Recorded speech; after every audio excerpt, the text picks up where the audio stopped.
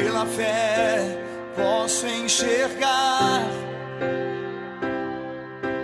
pela fé posso tocar, pela fé, pela fé.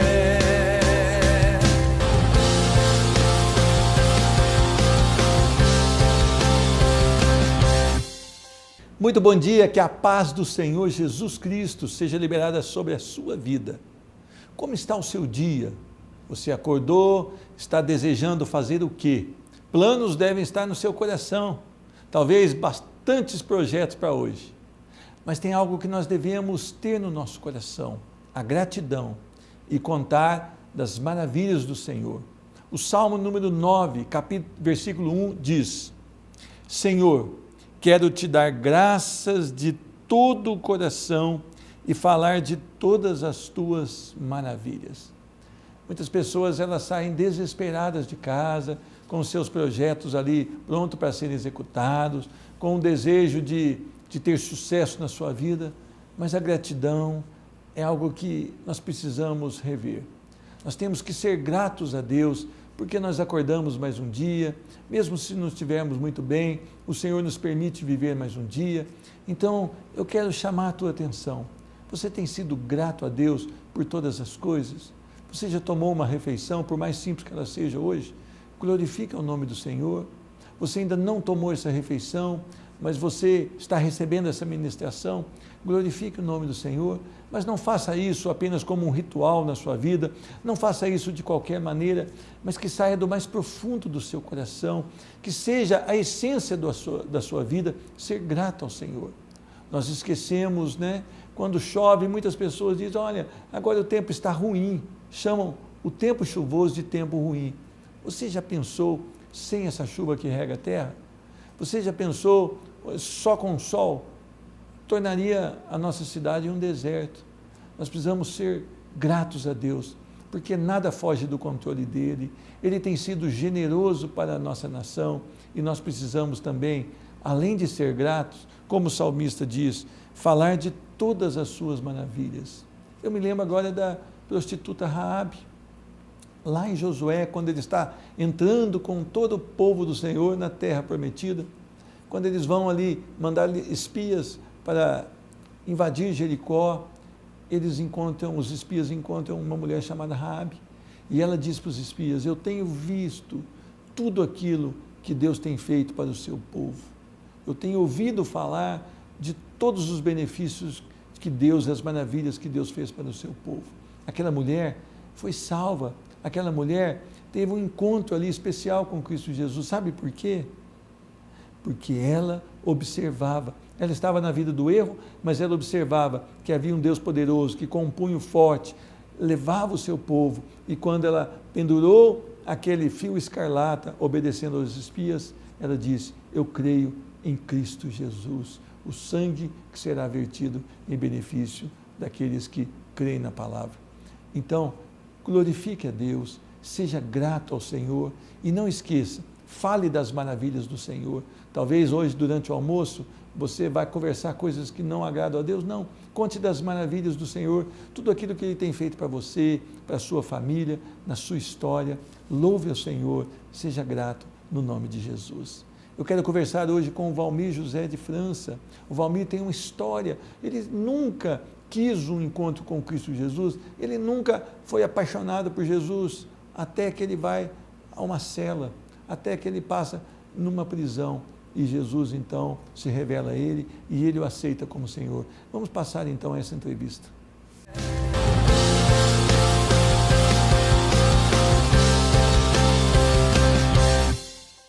Receba no programa Restaurando Vidas o meu irmão em Cristo, Valmir José de França. A paz do Senhor, seja bem-vindo, irmão. Obrigado, amém. O irmão veio de que região do país?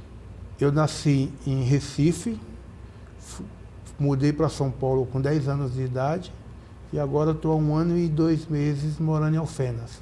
Então, irmão, lá em Recife, esse começo de vida, como é que foi? Seus pais, como é que eles eram? O meu pai era comerciante, bebia muito, ficava noites fora e tal. Sua mãe do lar? Minha mãe era do lar. Quantos filhos? Na época nós éramos em 9.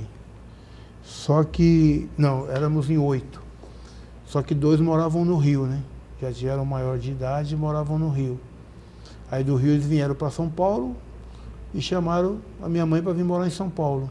Então vocês saíram, mas seu pai era comerciante. E aí minha mãe largou meu pai lá e veio com todo mundo para São Paulo. Mas desquitou, divorciou ou não? Não.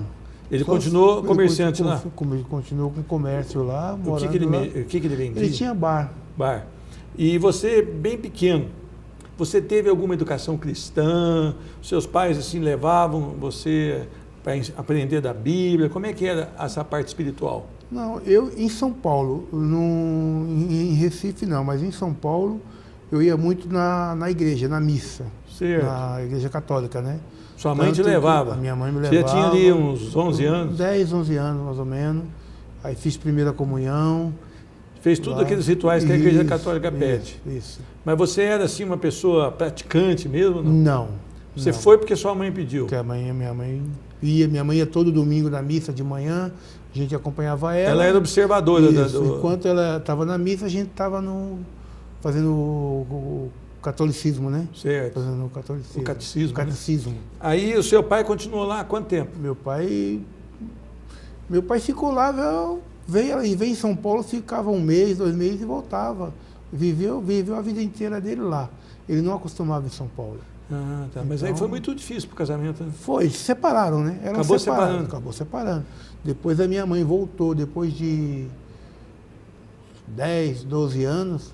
Aí minha você mãe já estava casado, já. Agora, a tua juventude, como é que ela foi? Ela foi tranquila? Ou você foi apresentado a droga, bebida? Como é que ela foi? Foi. Eu com 11, 12 anos, eu já frequentava bailezinhos de vila, onde a gente morava, e eu aprendi a beber, comecei a beber. No começo foi divertido, sim, mas depois se tornou um negócio... Eu não era aquele, eu não vou dizer, às vezes a pessoa fala, não, eu não sou alcoólatra. A gente é alcoólatra, você bebe, você é alcoólatra. Mas eu ficava assim, se eu falasse hoje eu não vou beber, essa semana eu não vou beber, eu ficava sem beber, só bebia só final de semana. A minha bebida mais era final de semana. E quando meus 12, 13 anos, ia para os bailezinhos, bebia, voltava para casa, conheci drogas. Na época, a droga da minha época era maconha, né? Você falava que o cara era maconheiro, todo mundo saía dele, né? Eu chegava a via amigos meus usando, mas eu nunca usei. Nunca me despertou essa temor vontade. No coração? Não, nem isso, cigarro, nunca pus um cigarro na boca, nunca fumei. E você foi trabalhando desde jovem? Como é que foi? E sempre trabalhei de engraxate, trabalhei de pacoteiro, trabalhei de office boy. Estudava também? Estudando. Aí depois fui trabalhar em metalúrgica. E o senhor casou cedo? Casei com 20 anos de idade. 20 anos de idade. Sua esposa na época tinha quantos anos? 17 para 18 anos. 17 para 18. Já vieram logo filhos? Já, ela com 3 meses a gente casada, ela engravidou, mas aí logo em seguida perdeu, teve um aborto espontâneo, aí teve que fazer um tratamento e tal, e depois, quando o médico liberou, ela engravidou e veio a minha filha mais velha. Quantos filhos o senhor tem hoje? Tenho 2, tenho um casado. 2 filhos. Isso. Agora, o senhor passou uma época de desemprego também no começo do casamento, uma época difícil. Fiquei. Como é que foi essa época? Essa época foi bem difícil, porque eu tinha acabado de sair de uma metalúrgica que eu trabalhava, que eu ia até trabalhar com meu irmão, depois não deu certo, eu saí e fiquei desempregado. Nessa época, eu fui trabalhar de servente de pedreiro, fui trabalhar... Nunca ficou parado? Nunca fiquei parado, sempre procurava alguma coisa para fazer. Só que o padrão diminuiu um pouco, né? Diminuiu, a minha esposa foi trabalhar de doméstica para ajudar, que até ela não trabalhava, ela fazia algumas coisinhas, mas não... E seus filhos ficavam com quem? Aí meus filhos ficavam com a vizinha, com uma amiga nossa, que a gente pagava para ela tomar conta. Entendi. Aí então era uma vida difícil mesmo. Era muito difícil na época. E sem Jesus? Sem Jesus, só a minha esposa. A sua esposa já era cristã quando você casou? Já. Ela era desviada, mas depois que nós casamos, ela voltou para a igreja. Ela voltou para a presença do Senhor? Voltou. E meus filhos foram criados na igreja. Então o senhor não implicava da sua esposa levar os filhos na igreja evangélica? Não, nunca impliquei. Não. Nunca implicou? Não. E o senhor também não ia na sua igreja, que era católica na época? Não, também não. O senhor não era nada? Nada. O senhor começou a trabalhar num escritório de compra e venda de moeda estrangeira, é isso? Foi. Eu trabalhei de motorista, de motorista eu conheci essa pessoa. Quando eu saí, fui trabalhar no escritório dele. E você começou servindo cafezinho lá dentro? Isso, eu comecei atendendo na recepção do escritório, encaminhava as pessoas para reunião, na sala de reunião, servia café, água. Depois entendeu? o senhor já começou a fazer algum trabalho diferente? Aí depois ele começou a pôr na rua para fazer serviço de banco, aí eu fui indo, aí depois com o tempo eu passei a fazer recolhe nas lojas, fazer os depósitos nos bancos, os depósitos maiores, né? E passei a ser uma pessoa mais de confiança dele. Confiança dele. Entendeu? Até lá, Jesus nada. Só a Nada. sua esposa Só a minha buscando, esposa orando pela sua vida. Orando. E você, de vez em quando, ia num culto? Muito pouco. Muito E quando pouco. ia, não sentia nada também? Não, não sentia. Até Não rolava uma sentia. amizade com o povo, tinha, às vezes tinha tinha. uma confraternização, Isso. mas não sentia nada Não. pela aquela paixão Não, por não Jesus, sentia, nada, nada. Não sentia. Mas não é de debochar também, não? Não, nunca foi. Sempre incentivei a minha esposa, estou indo para tal lugar, ou precisa fazer uma obra na igreja, alguma coisa, eu dava o dinheiro, eu ajudava, entendeu? O Sempre... senhor sempre abençoou na sua maneira. Isso. Precisa fazer um serviço lá na igreja, lá, precisava de uma ajuda. Aí eu ia, ajudava, algumas, não muitas vezes, mas quando dava para eu ia, ajudava. Agora, deixa eu fazer uma pergunta para o senhor. O senhor começou a se envolver um pouco mais com a moeda, lá daquele escritório, pegar dólar, pegar reais, levar para um lugar, levar para outro. E o senhor teve uma primeira tentativa de assalto. Como é que foi isso? Foi, ao sair do banco, eu fiz um saque no banco, e ao sair do banco, o pessoal me abordaram 2 esquinas depois. O senhor estava a pé? Estava de carro, estava com um carro blindado. Aí eles anunciaram o assalto, eu tentei sair, aí eles deram 6 tiros de 38, 5, 6 tiros de 38 no vidro do carro. Aí o senhor chegou na Aí eu empresa? cheguei a sair fora, ainda fui atrás de um ainda para tentar atropelar, acabei batendo o carro, mas aí eu estava com segurança saiu para fora, nisso logo em seguida chegou a polícia, aí foi... E o senhor sofreu uma segunda tentativa? Eu sofri uma segunda tentativa, que foi eu saindo do banco também, mas aí eu percebi, aí consegui sair fora deles e consegui sair sem ter nenhum problema. Tinha alguém que já estava Já vigiando tava, vocês, isso. indicando todo o caminho, né? Isso. E nesses assaltos não passou assim, eu preciso de Jesus? Não, Nada. O O senhor confiava no carro blindado, no patrão que era cheio de segurança? Tinha no segurança que andava E teve uma comigo. hora que deu errado mesmo, como é que Aí foi? teve a terceira vez, foi quando eles, no farol, parou um carro na minha frente. Quando o farol estava para abrir, desceu 2 pessoas do carro e deram 5 tiros de fuzil no meu carro. E nesses 5 tiros que deram no meu carro, pegou o motor, uma das balas subiu riscando o para-brisa do carro na minha frente, assim, a mão de Deus mesmo que tirou. O senhor não amava Deus, mas Deus já te amava. Já me amava. Aí tirou e daí eu não conseguia mais sair do lugar porque atingiu o motor. Aí os caras vieram para cima e abre. Se eu não abrisse, eles iam atirar no vidro, o vidro não ia resistir a fuzil. Aí tivemos que abrir, estava com 2 segurança. E eles levaram todo o dinheiro? Levaram todo o dinheiro que eu estava levando para a loja, levaram a minha bolsa com dinheiro e até a arma de segurança eles levaram também. E o senhor passou por outros assaltos? Aí passou, aí depois de um tempo... E a sua esposa estava preocupada minha já? Minha esposa sai desse emprego, eu falava, eu vou sair, vou fazer o quê? Porque eu ganho bem aqui, como é que nós vamos conseguir viver sem um salário desse e tal? Aí ela, a gente dá um jeito, Deus dá um jeito. Eu falei, não. Aí foi quando teve o 4º assalto. Eu saí, fui buscar as moedas para levar para a loja. Foi quando eles me pegaram e botaram a arma no segurança, a segurança deitou no chão, fizeram eu ajoelhar. Botaram a arma na sua cabeça? Botaram a arma na minha cabeça e fizeram entregar o que eu tinha. Aí eu entreguei e eles foram embora de moto. Agora, entendeu? O pior ainda estava por vir.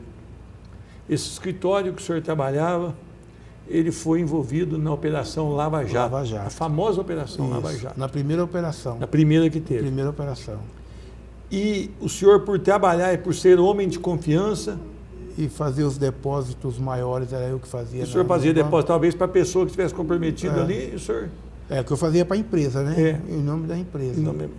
E aí o senhor foi preso. Fui preso. Foi para Curitiba, Fui para Curitiba. famosa Polícia Federal de Federal Curitiba. E o que foi? O senhor passou 5 dias preso? 5 dias. Como é que foram esses 5 dias? Foi 5 dias de angústia, de choro, perguntando para Deus o que eu tinha feito da minha vida, o que eu tinha feito da minha vida para estar naquela situação. E foi ali que eu comecei a sentir Deus trabalhar na minha vida. Foi dentro da cadeia, Dentro da cadeia. dentro daquela Dentro daquela operação, operação. que Deus ministrou no seu coração e o Começou. senhor recebeu como Senhor e Salvador? Como? Não recebi. Ixi, esqueci. Eu não tinha recebido ainda naquele momento. Não tinha recebido. Só que ao sair de lá, eu comecei a ir para a igreja com a minha esposa. Entendi. Ali foi o primeiro Foi o ministério, primeiro você viu a ministério. necessidade de Deus, e aí que o senhor começou a ir para o culto, começou a buscar a presença do Senhor Isso. e teve um encontro real. Isso. Esse encontro real, olhando para trás, como é que fica? Foi muito bom para mim. Foi uma coisa maravilhosa, porque no dia que eu aceitei, no dia que eu levantei, foi o dia que estava tudo acontecendo ao contrário. Estava tudo acontecendo ao contrário. Que eu estava sem carro, tinha ido no aniversário de uma criança, de uma filha de um amigo nosso, e nós saímos, vamos para a igreja, tinha que ir em casa se trocar. E nesse dia, o ônibus atrasou, não conseguia pegar o ônibus. Quando eu peguei o ônibus fez outro itinerário. Resumindo, o ônibus passou ao lado da igreja, quase na hora do culto. Aí eu falei para minha esposa, não, vamos descer aqui e vamos para a igreja. E Do aí jeito lá, que eu tava. Deus ministrou no seu Aí coração nesse dia foi o dia que e eu o senhor aceitei. entregou a sua vida. Entreguei minha vida a Jesus. Hoje o senhor não tem mais aquele salário bom, Não tenho, hoje o senhor não tem mais segurança junto com o senhor, não tenho. hoje o senhor nada. já não tem mais um patrão rico que confia no Senhor, Não. mas hoje o senhor serve ao A dono Jesus. de todas as coisas. Graças a Ele é o Deus. Senhor da sua vida. Graças a Deus. Vale a pena servir a Cristo? Vale. Vale a pena ter passado por tudo isso até uma prisão para que Deus ministrasse seu coração? Vale porque para mim foi assim. Para mim foi isso. Ele me avisou, ele tentou 5 vezes e eu não dei ouvido. Aí aquela semana para mim foi aquela semana que ele falou assim, ó, eu já peguei você 5 vezes. Você não me ouviu, agora você vai ficar aqui 5 dias para você pensar. Foi 5 avisos e foi 5 dias para eu pensar da minha vida, no que eu queria da vida. Chegou lá algemado pelas mãos, pelos Algemado pés? pela mão, pela barriga, pelos pés não, pelas mãos e barriga. Aquela cinta de couro, Sei. entendeu? Como se fosse o condenado a- pior dos piores bandidos da... A execução nos Estados Unidos, né? Isso. Então foi algo que foi necessário para que o senhor Foi. olhasse para Jesus e falasse, eu preciso da tua glória na minha vida. E para mim, hoje, eu estou caminhando. Igual eu falo para o pastor Luiz. Eu falei, eu ainda não sei nada ainda. Eu procuro cada dia aprender um pouco mais, procuro caminhar. Crescer de fé em pra fé e de crescer. glória em glória. Devagarinho eu estou indo. Mas graças vai a valer Deus. a pena, né, irmão? Vai. O dia que Jesus voltar vai valer a Vai, pena. se Deus quiser. Amém? Amém. Queria agradecer a presença do irmão, que Deus te abençoe e que o senhor continue sendo bênção, viu? Levando esse testemunho para que as outras pessoas saibam que Jesus Cristo é o Senhor. Amém. Amém? Amém. Eu conversei com o Valmir José de França e o programa Restaurando Vidas volta dentro de instantes.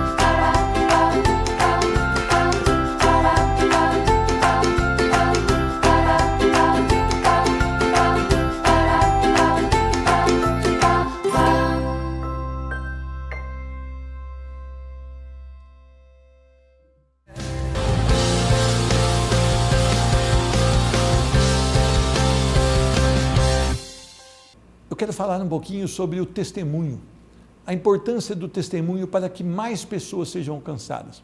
Nós vivemos um tempo hoje em que a igreja evangélica ela tem ficado longe da palavra do Senhor, e eu queria chamar a atenção, você que frequenta uma igreja evangélica, você que é um cristão, você que tem falado que busca o Senhor, será que o seu testemunho é compatível com aquilo que Cristo espera de você? Nós vemos pela palavra que as pessoas que amam realmente a Cristo, elas tomam decisões profundas com o Evangelho. Eu quero ler aqui um texto que se encontra em Atos capítulo 4, a partir do versículo número 12, diz a palavra do Senhor. Não há salvação em nenhum outro, pois debaixo do céu não há nenhum outro nome dado aos homens pelo qual devamos ser salvos. Vendo a coragem de Pedro e de João, e percebendo que eram homens comuns e sem instrução, ficaram admirados e reconheceram que eles haviam estado com Jesus. E como podiam ver ali com eles o homem que fora curado, nada podiam dizer contra eles. Assim, ordenaram que se retirassem do sinédrio e começaram a discutir, perguntando: que faremos com esses homens? Todos os que moram em Jerusalém sabem que eles realizaram um milagre notório que não podemos negar. Todavia, para impedir que isso se espalhe ainda mais entre o povo, precisamos adverti-los de que não falem com mais ninguém sobre esse nome. Então, chamando-os novamente, ordenaram-lhe que não falassem nem ensinassem em nome de Jesus. Mas Pedro e João responderam: julguem os senhores mesmos, se é justo aos olhos de Deus obedecer aos senhores e não a Deus, pois não podemos deixar de falar do que vimos e ouvimos. Depois de mais ameaça, eles os deixaram ir. Não tinham como castigá-los, porque todo o povo estava louvando a Deus pelo que acontecera, pois o homem que fora curado milagrosamente tinha mais do que 40 anos de idade. Amém? Vamos orar, Senhor Deus. No nome do Senhor Jesus, eu quero colocar mais esta palavra hoje, Senhor Deus, para que ela possa surtir efeito, Senhor Deus. No nome do Senhor Jesus, abre o coração dessa pessoa que ouve o programa, assiste o programa Restaurando Vidas, para que ela seja tocada pelo poder do Teu amor. Inspira o Teu servo para que ele possa falar somente aquilo que é Teu, Senhor Deus. Nós precisamos da Tua palavra no nome do Senhor Jesus Cristo. Amém. As pessoas hoje dizem que são cristãs, ou que porque têm uma carteirinha de uma igreja de membro, ou porque estão arroladas em alguma igreja, ou porque usam uma roupa e uma Bíblia. Mas será que isso basta para dizer eu sou cristão? Pedro e João tinham ido ao templo para orar às 3 da tarde, eles viram um homem aleijado ali, que era levado todos os dias para pedir esmola. E esse homem então pede uma esmola para Pedro e João. Imediatamente Pedro diz: olha para nós. E ele diz: o que nós temos, ouro e prata nós não temos, mas o que nós temos, nós te damos. Em nome de Jesus, o Cristo, o Nazareno, anda. E aquele homem então, ajudado por Pedro, levantou, e diz a palavra que ele firmou os tornozelos, entrou junto no templo e começou a louvar ao Senhor. Só que aqueles fariseus então, eles ficaram preocupados, porque Pedro e João estavam pregando Jesus Cristo, e havia ali um milagre notório que estava fazendo com que pessoas se convertessem. Então eles mandaram prender, chamar, para ter ali um momento de questioná-los. E quando eles foram levados diante desse sinédrio, Pedro e João, eles dão um testemunho muito forte. Primeiro, eles continuam pregando Cristo Jesus. Então no versículo 12 diz: não há salvação em nenhum outro, pois debaixo do céu não há nenhum outro nome dado aos homens pelo qual devamos ser salvos. As pessoas têm tentado buscar a salvação pelo mérito próprio. Elas têm tentado: olha, eu sou bonzinho, agora eu sou da igreja evangélica, eu estou lendo a Bíblia e agora por isso eu vou ser salvo. Não, nós não somos salvos por obras, mas pela graça. E somente um nome pode salvar vidas: Cristo Jesus. Então não adianta você pegar um atalho, você orar por um santo, você orar para que você seja bonzinho e com isso você alcance a salvação. Não há mérito do homem na salvação, há somente um nome debaixo do céu, não há nenhum outro nome pelos quais devamos ser salvos. Jesus Cristo é o Senhor da salvação. Eu queria que você entendesse, nós não somos salvos porque nós somos bonzinhos, nós somos salvos porque Jesus foi à cruz, renunciou temporariamente à sua glória, morreu na cruz, e a ira de Deus foi satisfeita em Cristo Jesus. Então, todo aquele que crer em Cristo Jesus será salvo. E quando ele é salvo, ele começa a produzir os frutos da salvação. Então, o testemunho de Pedro era esse, mesmo diante de ameaça, ele pregava o evangelho. Algumas igrejas têm pregado muitas doutrinas que não estão aqui nesse livro, a palavra de Deus. Elas têm pregado coisas de homens, doutrinas de homens, festas dentro da igreja de homens, mas há uma palavra só: Jesus Cristo salva vidas. Essa é a mensagem da cruz. E é interessante que a segunda característica do testemunho de Pedro é coragem. Vendo a coragem de Pedro e de João e percebendo que eram homens comuns e sem instrução, ficaram admirados e reconheceram que eles haviam estado com Jesus. Meu irmão, a característica de um homem salvo em Cristo Jesus, de alguém que teve uma experiência com Cristo Jesus, no caso de Pedro e João, aqueles que estiveram com Cristo Jesus, o Deus encarnado, é coragem. Não adianta você dizer que é cristão, mas você não tem coragem nem mesmo para professar a sua fé onde você trabalha. Você não tem coragem para contar das maravilhas do Senhor, você não tem coragem para expor o plano de salvação em Cristo Jesus, você não tem coragem para advertir uma pessoa de um perigo que ela corre quando ela deixa de observar a palavra do Senhor, você não tem coragem para falar: olha, Jesus Cristo pode mudar a tua história.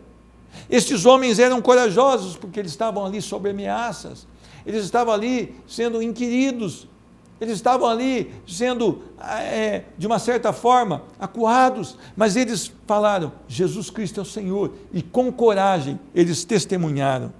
E este homem, então, eles pediram para que Pedro e João não mais falassem no nome de Cristo. E Pedro e João certamente não concordaram. E Pedro diz assim: julguem os senhores mesmo, se é justo aos olhos de Deus obedecer os senhores e não a Deus, pois não podemos deixar de falar do que vimos e ouvimos. Sabe qual a outra característica do testemunho de um cristão?